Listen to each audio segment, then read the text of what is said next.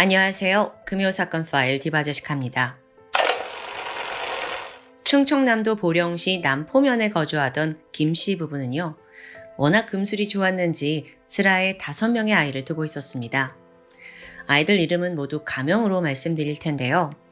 서울에서 직장 생활을 하며 살고 있는 첫째 딸, 그 외에 고등학교 3학년이던 둘째 유정이, 셋째는 중학교 2학년이던 지민이, 넷째는 초등학교 5학년 혜정이, 그리고 막 초등학교에 입학한 막내 상민이었죠. 단란한 7식구였는데요. 부모는 이 자식들을 먹여 살리기 위해서 작은 카센터를 운영하긴 했는데 사실 가족 인원이 워낙 많잖아요. 그래서 이것만으로 생활비 감당은 쉽지 않았습니다. 그래서 부업으로나마 집 근처 소규모 포도 농사를 시작합니다. 이 부부의 스케줄을 좀 보면 새벽부터 점심까지는 포도밭에서 일을 해요. 그리고 이후에는 밤 늦게까지 카센터에서 일을 해야 했죠. 정말 눈코 새 없는 나날들이었는데요. 또 고맙게도 부모를 대신해서 둘째 유정이가 동생과 집을 돌보고 있었습니다. 그러던 2007년 5월 30일, 이날은 김씨 부부가 이웃집 농장에 품앗이를 다녀오는 날이었어요. 집을 나서기 전에 부모는 둘째 유정이에게 밤 8시쯤 귀가할게 라고 말을 해두죠. 그렇게 동생들과 홀로 남은 유정이는 애들 밥도 챙겨주고 또 너무 착하게 집 청소도 해둡니다. 근데 이 와중에 셋째랑 넷째 동생들이 막 신랑 일을 벌이고 또 이걸 유정이가 뜯어 말리느라 정신이 없었습니다. 그렇게 긴 하루가 지나가고 어느덧 시간은 밤 8시 30분을 넘어가고 있었는데요. 엄마 아빠가 왜 아직 안 오시지?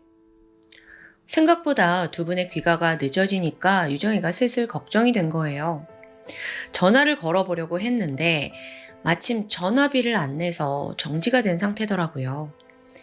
빠듯한 형편에 핸드폰도 없었기 때문에 연락할 방법이 없었죠. 잠시 생각해보니까 아무래도 두 분이 품앗이 끝내고 오는 길에 그 가족들의 포도밭에 들른 게 아닌가 싶었어요.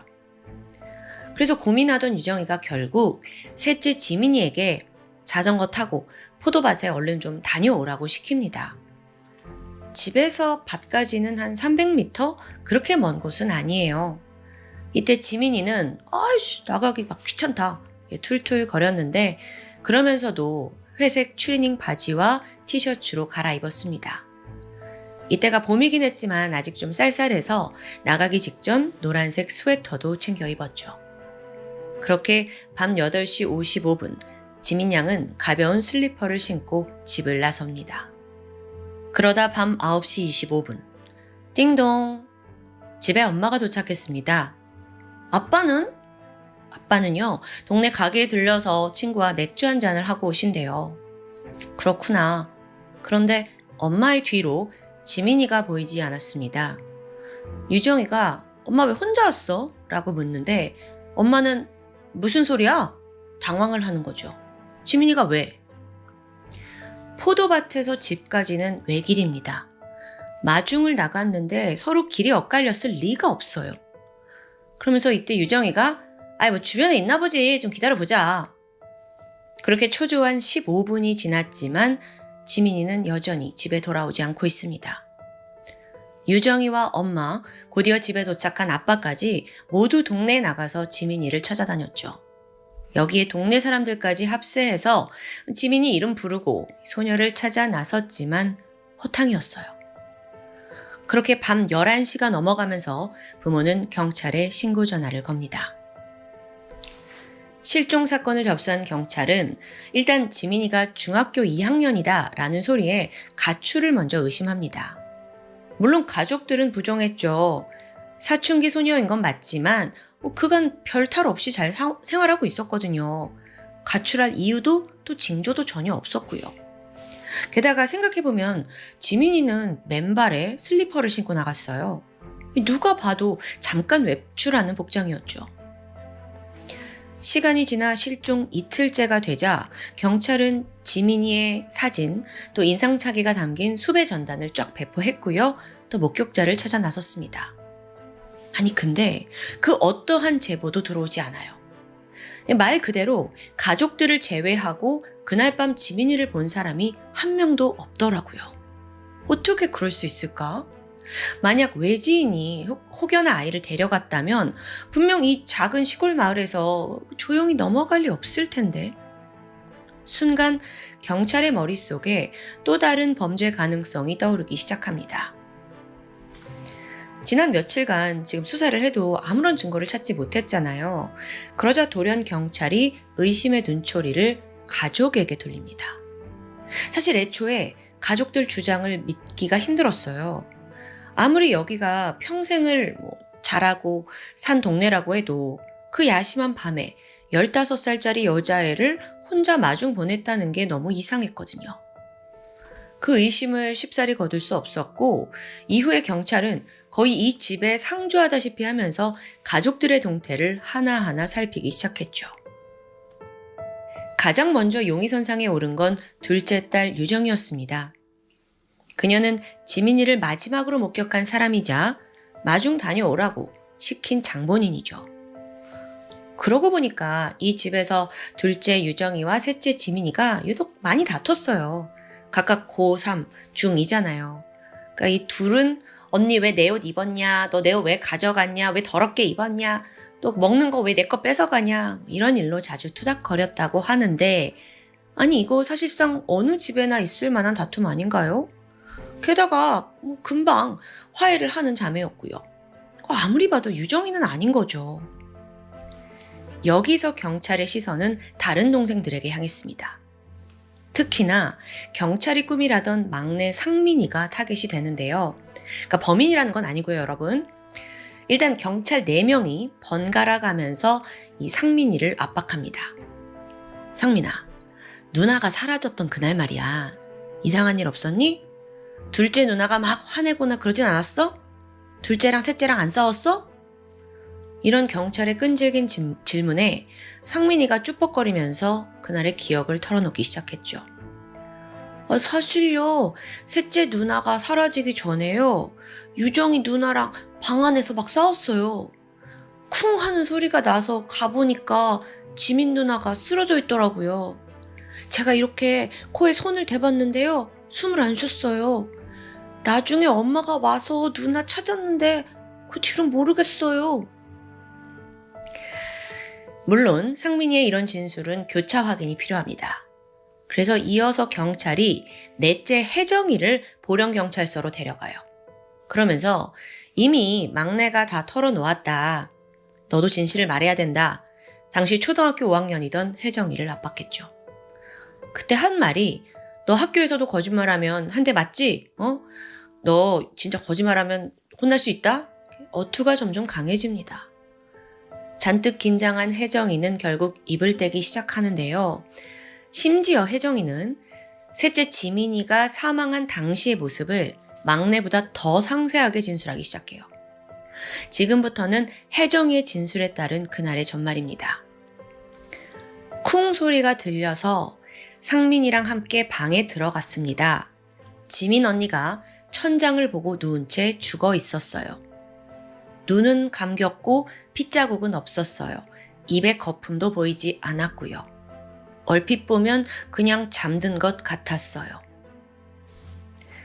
이때 혜정이가 방안을 살폈는데 둘째 유정 언니가 멍하니 앉아서 그냥 시신을 쳐다보고 있었대요. 그러면서 연신 내가 실수로 얘를 벽에 밀쳤는데 머리를 부딪혀서 죽어버렸다. 이렇게 중얼거렸고요. 잠시 후 엄마가 집에 도착합니다.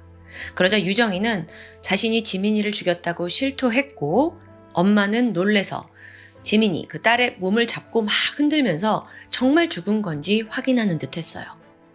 그래도 아무런 미동이 없자 엄마는 지체 없이 빠르게 움직이기 시작합니다. 지민이 시신을 두 팔로 이렇게 들어서 차 뒷좌석에 태웠고요. 조수석에는 유정양이 따라탑니다. 그리고 나머지 동생 둘은 집을 지켜요. 이후 1시간 정도가 지나고 두 사람이 이제 돌아왔는데 이때 엄마는 넷째 혜정이에게 언니 시신을 산에 묻었다고 이야기했죠.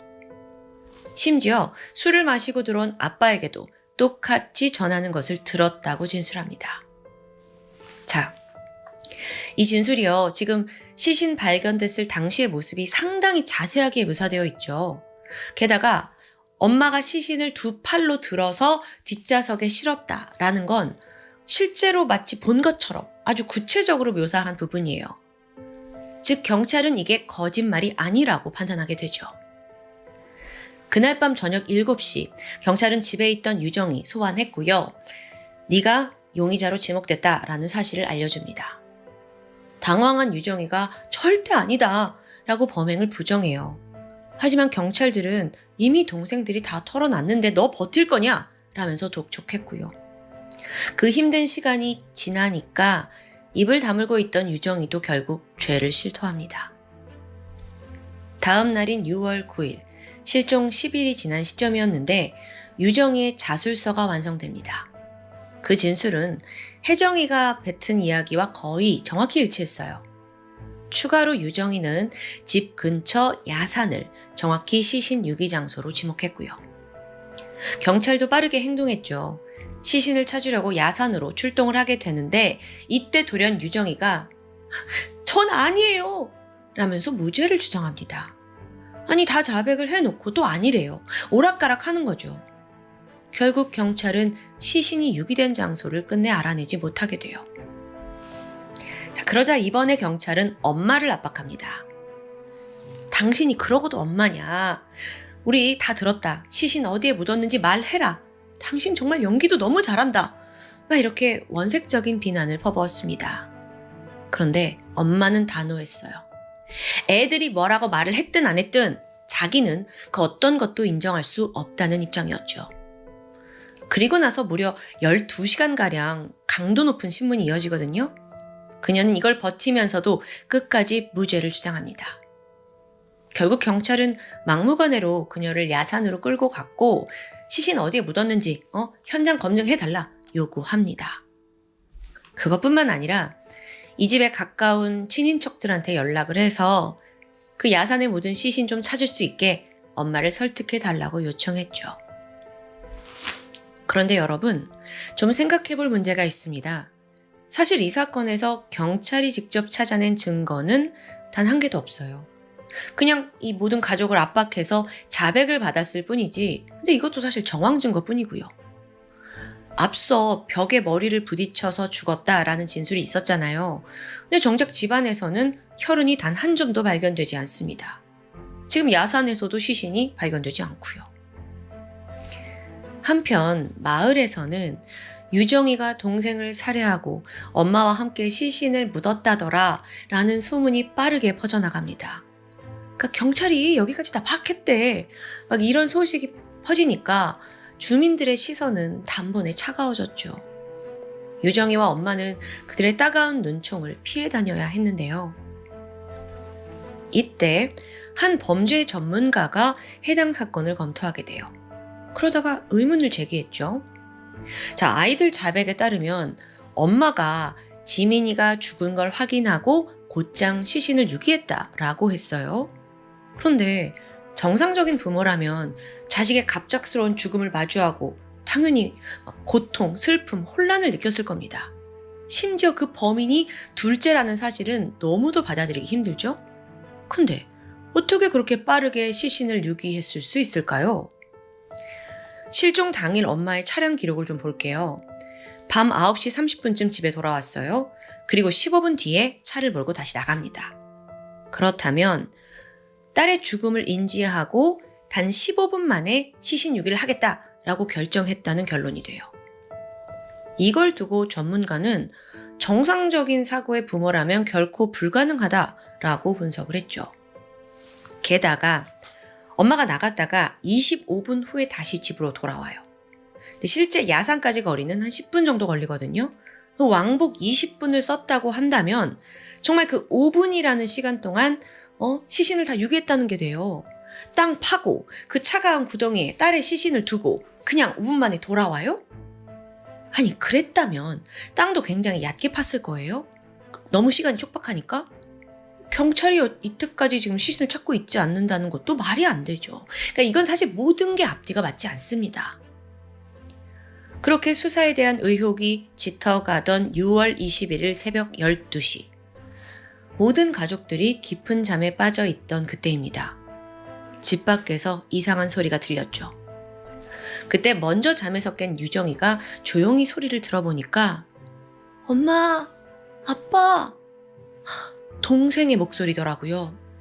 번뜩 정신이 든 유정이가 방문 열고 밖으로 뛰쳐나가는데 놀랍게도 정말 지민이가 거기 서 있었습니다.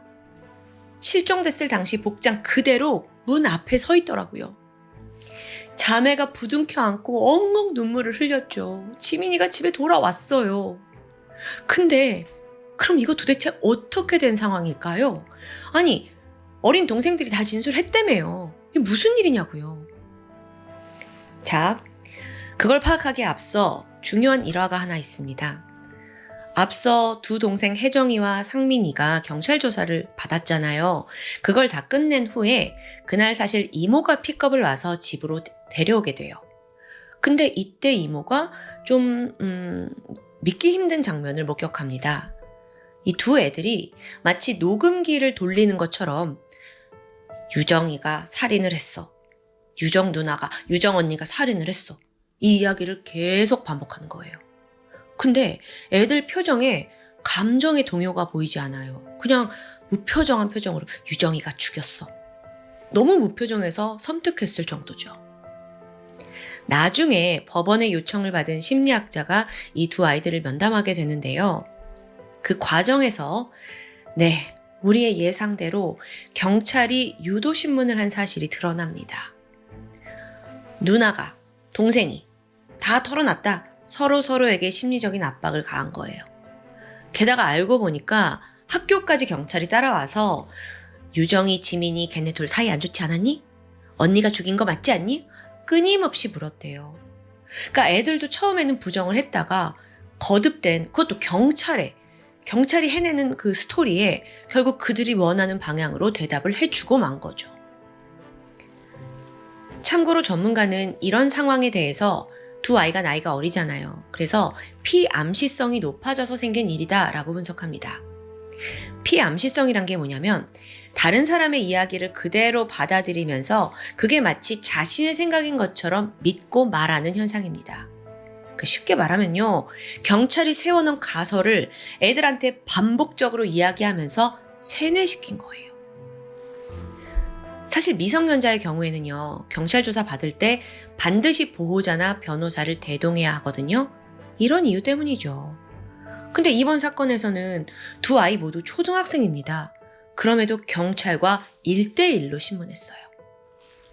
조서 작성을 할 때가 되어서야 담임 선생님이 동석했다고 하는데, 이러니까 경찰의 가설에 그냥 애들이 다 끌려간 거예요.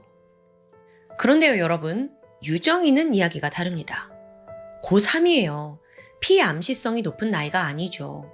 그런데도 왜 가짜 살인을 자백한 걸까요? 여기에 대해서 유정이는 동생들 때문이었다고 대답합니다. 사실 그녀는 지민이 실종에 가장 큰 죄책감을 느끼고 있었어요. 내가 나가라고 시키지 않았다면 동생이 이런 일을 당하지 않았을 텐데 라고 생각한 거죠. 그런 상황에서 어린 두 동생마저 유정 언니가 지민이 죽였다, 이렇게 거짓 진술을 합니다. 근데 유정이는 이때 혹여나 남은 동생들이 위증으로 처벌을 받지 않을까, 그게 무서워서 스스로 죄를 떠안게 된 겁니다. 동시에 마음 한켠에는 나는 결코 범인이 아니니까 진실이 밝혀질 거라고 굳게 믿었고요. 이 일의 중심에 다 경찰이 있었어요. 아니, 잡으라는 그 범인은 안 잡고 어떻게 한 가족을 이렇게 다 망가뜨리냐고. 자, 그런데요, 여러분. 지민 양은 그럼 도대체 어디 있다 한 걸까요? 지금부터는 이 사건의 챕터 2라고 볼 수 있습니다. 사건 당일로 돌아가 볼게요. 그날 저녁 9시쯤 지민이는 포도밭으로 자전거를 타고 가던 중이었습니다. 그런데 갑자기 뒤에서 나타난 남성이 몸을 끌어안더니 입을 막고 목을 조르면서 소리치면 죽일 거야 라고 협박합니다. 아이가 저항을 막 했어요. 그래서 간신히 벗어나고 도망치려 했지만 금세 잡히고 말았죠. 그러자 남성은 한 번만 더 반항을 하면 목을 졸라 죽이겠다고 위협합니다. 지민이는 겁에 질렸고 결국 그 남성의 명령에 순순히 따를 수밖에 없었습니다. 이후 그는 아이를 자전거에 태운 후 약 7km 정도 떨어진 자신의 집으로 데려갑니다. 그리고 지민 양은 발목에 쇠사슬이 묶인 채 그곳에 감금되었죠. 하루 이틀이 지나면서 TV에서는 연신 자기가 실종됐다라는 뉴스가 막 나와요. 근데 이 아이가 당장 할 수 있는 건 아무것도 없었죠. 범인은 지민이를 철저하게 통제했어요. 화장실을 갈 때도 함께 들어갔고 부득이하게 외출을 할 때는 옷장 안에 애를 넣어두고 자물쇠를 잠굽니다. 그렇게 무려 20일 넘는 그 악몽 같은 감금 생활이 지속된 거예요. 자, 근데 여기서 시간이 점점 지나니까 지민이가 차라리 범인의 호의를 사기로 결심합니다. 계속 말을 걸고 친근하게 대하려고 막 노력을 한 거예요. 그랬더니 범인도 어느덧 좀 긴장을 푸는 듯 했죠. 그러던 6월 20일 저녁 8시 갑자기 범인이 지민이를 끌고 밖으로 나옵니다. 자전거에 태우더니 집에서 100m 정도 떨어진 남포 면사무소에다가 애를 돌연 그냥 풀어줘요. 가라고. 지민이는 거기서부터 혼자 집까지 걸어왔던 거예요. 여기까지 듣던 경찰이 범인이 왜 갑작스럽게 그런 신경 변화를 겪은 거냐, 이유를 아느냐 묻게 되는데 이때 지민이의 입에서 뜻밖의 이야기가 나옵니다. 그 사람이요, 아무래도 살인을 한 것 같아요. 제가 감금돼 있을 때부터 입버릇처럼 했던 말이 너를 풀어주는 날이 내가 살인을 저지른 날일 거야. 이렇게 말했거든요. 근데요, 진짜로 풀어주기 전에 보니까 옷에 피가 군데군데 묻어 있었어요. 순간 경찰의 머릿속을 스치는 사건이 있었습니다. 지민이가 발견되기 고작 5시간 전이에요. 인근 지역 재성리에서 일가족 살인사건이 발생했습니다. 범인은 32살의 남성 이창렬이었는데 그는 예전부터 문제가 많은 사람이에요. 중학교 졸업하고 서울에 올라가서 쭉 살다가 4년 전에 돌연 직장을 그만두고 고향인 부모님 집으로 돌아왔었죠. 별다른 벌이 없이 아버지 농사일을 도우며 살고 있었는데 집 밖에도 잘 나오지 않아서 이웃과 앙내가 거의 없었다고 해요. 그러던 2003년에 아버지와 말다툼을 하던 중에 자기 분노를 이기지 못하고 농기구를 들어서 아버지를 찔러 살해하려다가 미수에 그칩니다. 여기와 관련돼서 정확한 재판 내용은 알려지지 않았지만 어쨌든 존속살인 미수 혐의로 얼마간 복역 생활을 한 것 같아요. 출소를 했죠. 갈 곳이 없던 그는 다시 부모님 집으로 돌아옵니다. 그런데 감정의 골이 좀처럼 해소가 되겠어요? 부모 또한 자기를 죽이려 했던 아들과 한 집에 사는 것에 공포를 느꼈죠.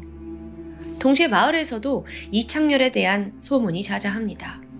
부모를 죽이려 했던 후레자식이라고요. 그걸 알게 된 이창렬은 점점 이웃들이 자기를 험담하고 또 무시까지 한다라는 생각에 불만이 쌓여갔어요. 특히나 옆집에 사는 53살의 김씨, 이웃 김씨에게 가장 불만이 컸거든요. 왜 그랬냐면 이제 옆집이니까 자주 마주할 거 아니에요. 그럴 때마다 그가 이창렬을 약간 막 벌레 보듯 무시했고 집에 그냥 쌩하니 들어갔기 때문입니다. 6월 20일 오후 2시 이창렬은 끝내 이웃 김씨 집에 쳐들어갑니다.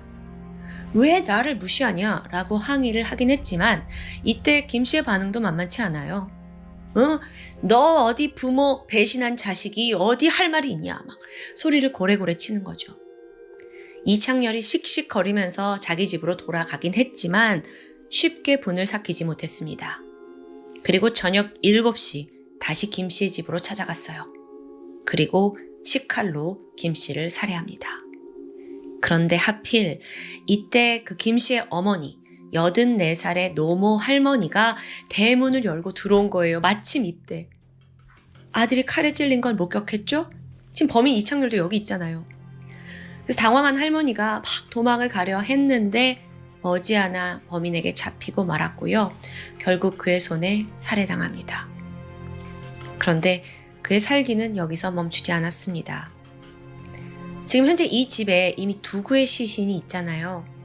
근데 그냥 계단에 털썩 주저앉더니 이번에는 죽은 김 씨의 부인 51살의 이 씨를 기다립니다. 약 50분 정도가 흘렀고 아무것도 모르는 부인이 문을 열고 집에 들어오는데 상황을 파악할 겨를도 없이 이창렬이 그녀를 공격했죠. 그 비명 소리가 이웃집까지 다 들릴 정도였습니다. 그녀는 강하게 반항했지만 이창렬 30대 남성이에요. 그 힘을 당하기에 역부족이었죠. 그렇게 이창렬은 부인 이 씨까지 살해를 모두 끝낸 후 시신에다가 결을 뿌렸대요. 그리고 파란 천막을 덮어서 대충 은닉합니다. 곧장 집으로 돌아가서 피 묻은 옷 갈아입고 샤워하고 도망칠 준비를 했습니다. 이어 감금하고 있던 지민이를 면사무소 앞에다가 내려준 후 그는 자전거를 타고 유유히 사라졌습니다. 김 씨 일가족이 살해된 사건은 얼마 후에 신고가 접수됐고요. 경찰은 용의자를 막 찾고 있던 상황이었죠. 그렇게 이창렬이 범인이라는 게 드러난 겁니다.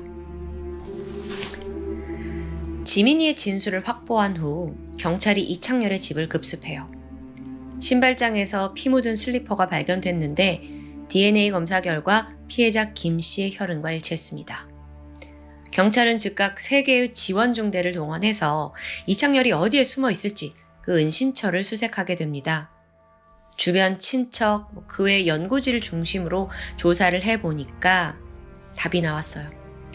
사건 다음 날인 21일 오후 보령시 청라면 향촌리에 위치한 고모 할머니 집이었는데요.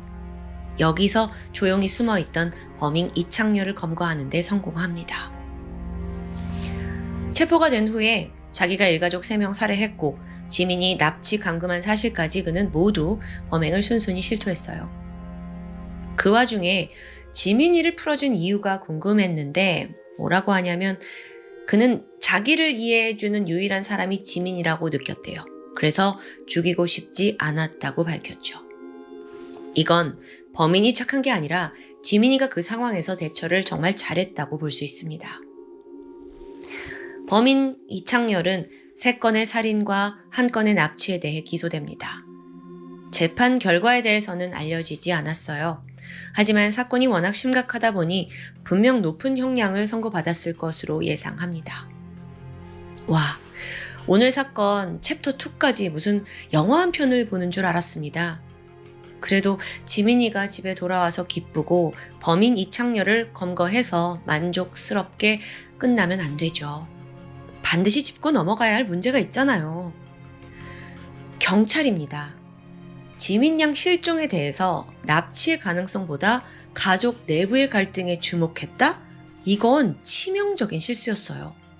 심지어 범인은 집에서 7km 정도 떨어진 가까운 곳에 살고 있었고요.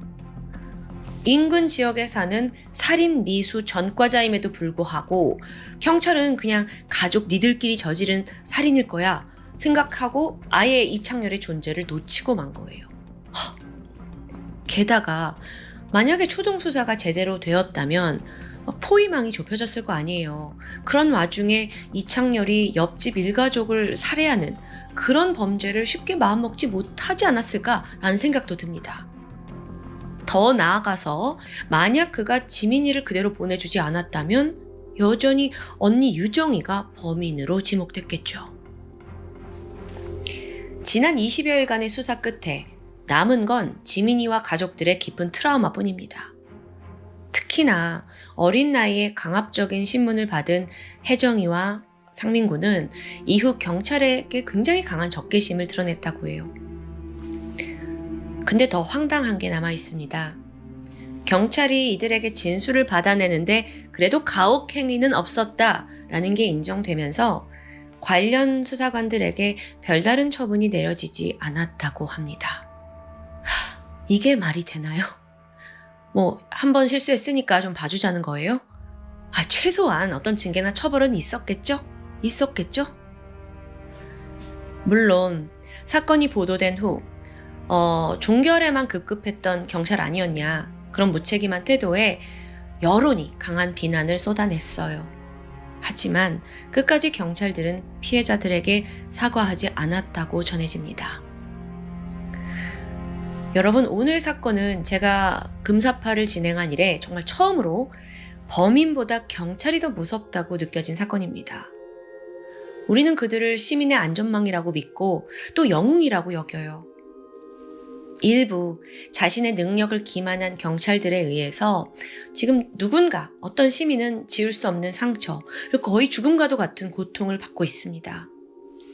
부디 오늘 사건이 앞으로의 경찰들에게 결코 하지 말아야 할 실수로 깊게 기록되면서 그들의 교과서에까지 남길 바랍니다. 지금까지 금요사건 파일 디바제시카였습니다. 안녕하세요. 금요사건 파일 디바제시카입니다. 무더운 여름이었던 2012년 7월 16일, 경상남도 통영시 신전리에 자리 잡은 중촌마을에선 한 소녀가 분주히 움직이고 있었습니다. 아빠, 학교 다녀올게요. 아침 7시 반쯤 당시 11살이던 초등학교 4학년 한 아름양이 홀로 등굣길에 나섰죠. 워낙 작은 시골 마을이라서 아이가 혼자 학교를 가는 건 일상적인 일이었습니다.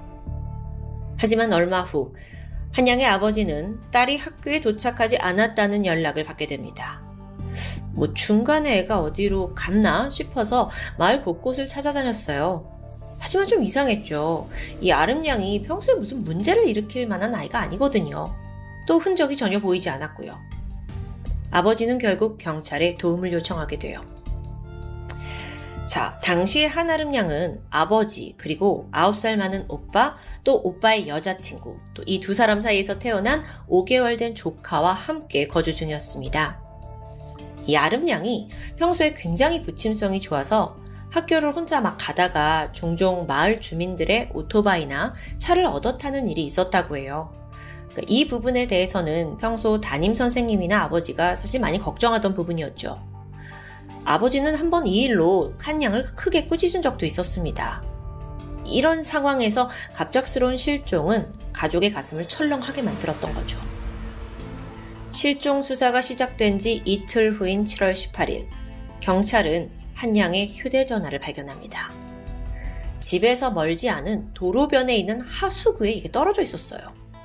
서둘러 분석을 해봤더니 그 실종 날이던 7월 16일 핸드폰은 아침 7시 56분에 전원이 꺼진 게 확인되죠. 7시 반에 집을 떠났으니까 집을 떠난 지 얼마 되지 않았을 때 꺼진 겁니다. 전화가 발견된 곳은 마을버스 정류장 근처였어요. 마을버스 정류장? 그래서 경찰은 혹시라도 아이가 버스를 타고 어디론가 이동했을 가능성이 있다라고 고려했죠. 그래서 여길 지나는 모든 버스의 CCTV를 확인하게 되는데 아름양의 모습은 찾을 수 없었습니다. 자, 그렇다면 이 사건은 핸드폰이 여기서 발견됐으니까 근처에서 벌어졌다고 볼 수 있을까요? 실종 3일째인 7월 19일, 경찰은 실종 아동 경보를 발령했고요. 본격적인 공개 수사를 시작했어요. 사건이 알려지면서 여러 매체에서도 관심을 가졌고요. 몇몇 기자들이 취재를 하기 위해 마을에 방문하게 되면서 또 자연스럽게 주민들을 상대로 인터뷰가 이루어집니다. 그리고 이때 한 MBC 기자가 마을 주민이었던 한 남성을 상대로 인터뷰를 시도해요. 그런데 여기서 놀라운 증언이 등장합니다. 그 인터뷰한 남성이 실종 당일 자기가 한양을 목격했다는 거예요. 그는 아름양이 버스 정류장에 있는 걸 봤다고 말했습니다. 그 후에 자기는 별일 아니니까 밭일을 하러 갔다고 말해요. 그리고 여기에 더해서 남성은 자기가 평소 한양 가족과도 잘 알던 사이라고 친분을 드러내기도 했죠. 그의 존재는 45살이었던 김점덕 씨. 한양의 실종을 누구보다 걱정하고 안타까워하는 이웃인 것 같았습니다. 그 인터뷰 영상을 잠깐 보실까요? 김 씨는 한양 실종 나흘째던 지난 19일 목격자를 찾던 MBC 취재진이 자신의 집을 찾아가자 천연덕슬에 인터뷰를 하기도 했습니다. 7시 한 30분 사이에 집을 나갔어요. 나하고 아름이 주상의 정류장 그 있는 걸 보고 나는 딱 들어갔습니다. 그리고 그것 이상 모르겠어요. 한편 경찰은 해당 마을 주민뿐만 아니라 인근 지역 주민들까지 면밀하게 탐문하기 시작했습니다. 그런데 여기서 수상한 인물이 한 명 떠올랐죠. 그게 바로 앞서 인터뷰를 했던 김정덕 씨였어요. 일단 그는 전과가 있습니다. 사건으로부터 7년 전인 2005년에 이 마을에서 다슬기를 잡고 있던 62살의 여성을 상대로 성폭행을 시도한 거예요. 근데 그게 미수에 그쳤죠. 그 과정에서 폭행죄가 성립이 되었고 징역 4년을 복역합니다. 어쨌든 이 마을에서는 전과가 있는 사람이기 때문에 경찰은 그를 주목할 수밖에 없었고요. 그러던 중 김 씨가 소유한 화물 차량 조수석에서 혈흔 반응이 나타나요. 이게 양은 많지 않았지만 분명 의심스러운 정황이죠. 심지어 이 차 안에 있던 커터칼에서도 혈흔이 지워진 흔적이 발견됐고요. 그렇게 점점 경찰의 수사망이 좁혀지던 그때 뜻밖의 일이 발생합니다. 김 씨가 잠적해버린 거예요. 경찰의 눈을 피해서 이후 모텔과 산속으로 몸을 피한 것 같아요. 자, 지금 혐의가 딱 확정된 게 아닌데 이렇게 도주를 했다는 건 너무 의심스러운 상황이잖아요. 그래서 경찰이 그를 곧장 찾아 나섭니다. 결국 7월 22일 오전 9시 40분 통영에 있는 스포츠파크 근처에서 도주하고 있던 김 씨를 경찰은 긴급 체포하는 데 성공했죠. 그렇게 잡힌 김 씨는 무작정 범행을 완강하게 부인합니다. 자기는 그냥 인터뷰했던 대로 목격자일 뿐이다. 괜히 전과자라서 나를 의심하는 거다 라고 억울해해요. 사실 그는 아름양이 실종된 다음 날 한양의 아버지를 만난 적이 있습니다. 그 아버지가 김정덕 씨 집을 찾아가서 우리 애 본 적 없냐고 물었었거든요. 근데 이때 김 씨가 어제? 봤어. 아름이가 버스 정류장에 있던데? 이렇게 대답했었어요. 그래서 이게 굉장히 중요한 증언이잖아요. 그래서 참고인 자격으로 경찰서에서도 진술을 했었고요. 과연 그는 진실을 말했던 걸까요? 경찰은 김 씨를 강하게 추궁했습니다. 그리고 그 결과 김정덕의 입에서 끝내 안타까운 사실이 터져 나왔죠. 자신이 한 아름양을 살해했다는 고백. 결국 아름양은 실종된 지 일주일이 지난 7월 22일 오전 집에서 10km 정도 떨어진 인평동의 한 야산에서 안매장된 시신으로 발견됐습니다. 끔찍하게도 당시 아이는 나체 상태였고요. 양손이 등 뒤로 묶인 채 마대자루에 들어있었어요. 이렇게 어린아이, 자기가 평소에 보던, 얼굴을 알던 이웃집 소녀를 이렇게 끔찍하게 살해하고도 뻔뻔히 인터뷰도 하고 그 집 아버지한테 자기가 봤다고 증언도 하고 같이 안타까워했던 겁니다. 너무도 살벌한 모습이죠. 자, 그럼 사건의 전말을 좀 알아볼까요? 김 씨는 아름양 가족의 옆마을에 살고 있었습니다. 그런데 평소에도 마침 그가 일을 하러 가던 시간은 아름양의 등교 시간 7시 반과 좀 겹쳤어요. 그래서 종종 이전에도 아이를 학교까지 태워다 준 적이 있었고요.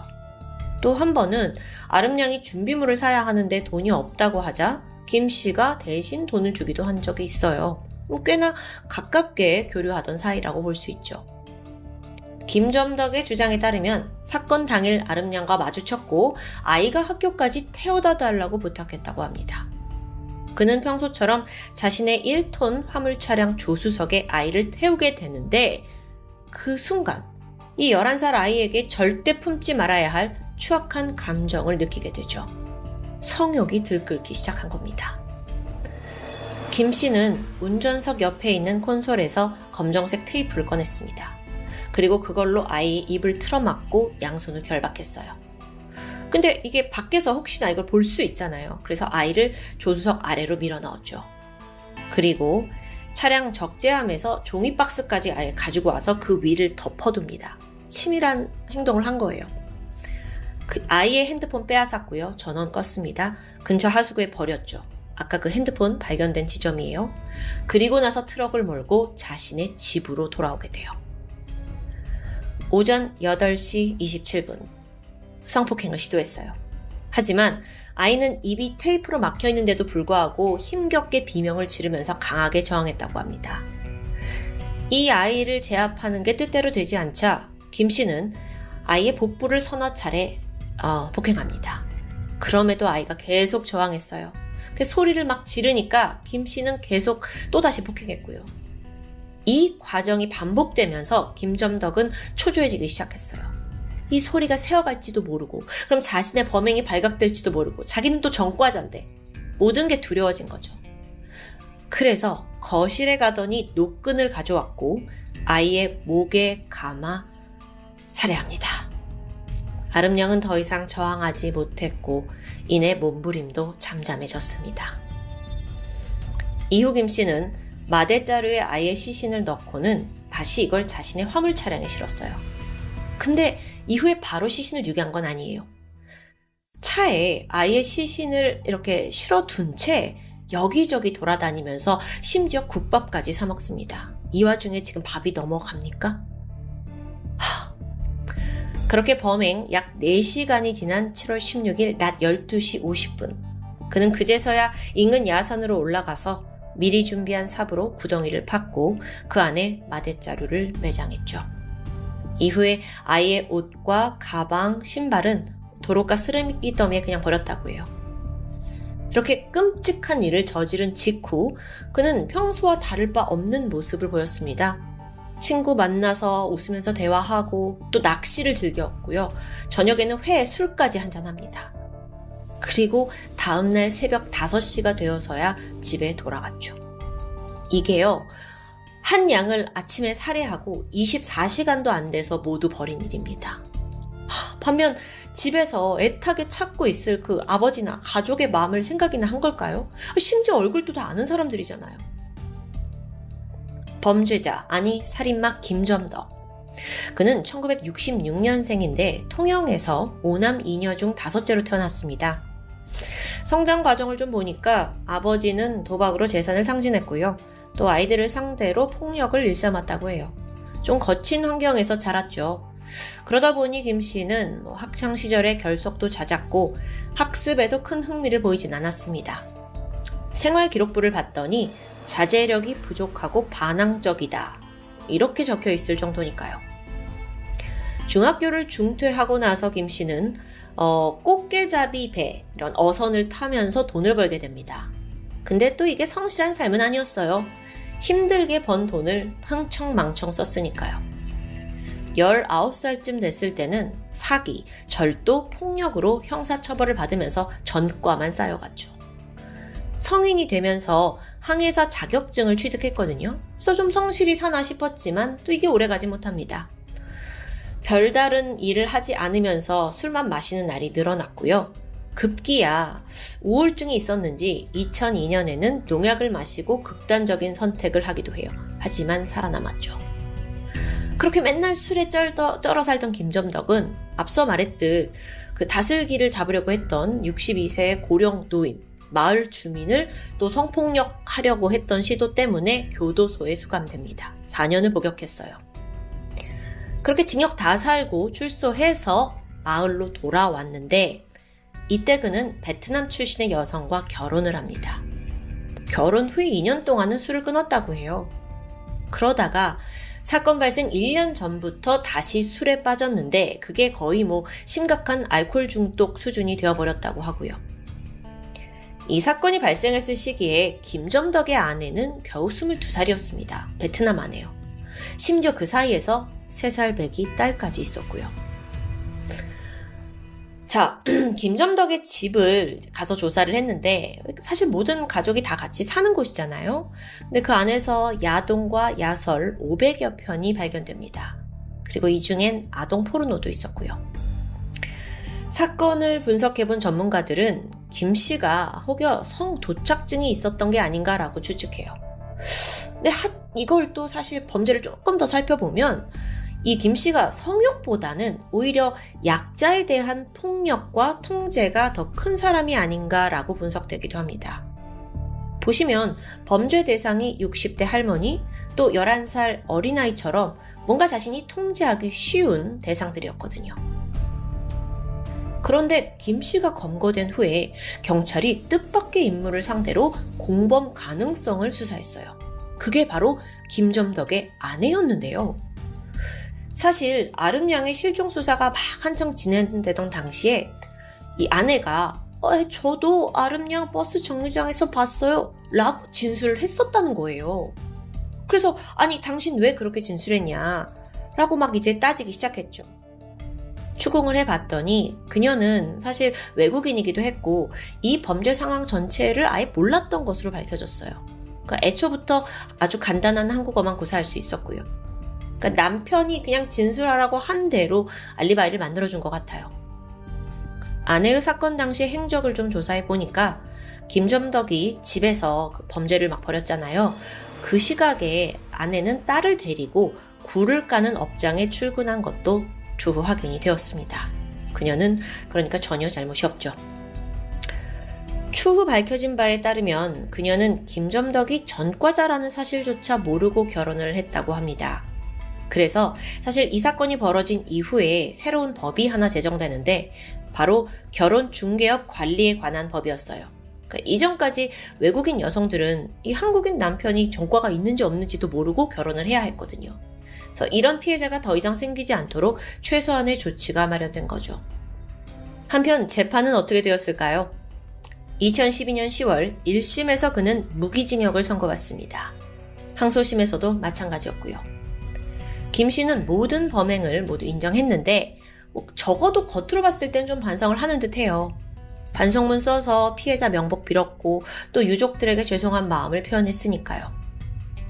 그런데 과연 얼굴 알고 지내던 옆집 아이를 죽이고 태연이 인터뷰까지 한 사람이 얼마나 뉘우치고 있는지는 좀 궁금합니다. 어쩐지 체포된 직후에 그 김 씨가 유치장에서 보였던 행동이 알려졌거든요. 근데 관계자에 따르면 제공되는 식사도 넙죽넙죽 받아서 다 먹고 잠도 잘 자고 또 아침이 되면 누워서 한가롭게 책을 보는 평온한 일상을 즐겼다는데요. 이런 거 들으면 짜증나죠. 마지막으로 김점덕의 재판 당시 판결문 일부를 좀 전해드리면서 오늘 사건을 마치고자 합니다. 자신을 도와줄 거라 믿었던 아저씨가 한순간 짐승으로 변해 범죄를 저지르던 그 순간순간 어린 피해자가 느꼈을 두려움과 공포는 감히 상상하기 어렵다. 최우선적으로 보호받아야 할 어린이의 생명을 빼앗는 행위는 일반 살인보다 더 용서할 수 없는 중대한 범죄이다. 따라서 어린이를 살해한 행위는 일반 살인 행위보다 더 중한 처벌을 하는 것이 마땅하다. 저도 여기에 100% 공감합니다. 피해자 한아름양의 명복을 빌겠습니다. 지금까지 금요사건 파일 디바제시카입니다.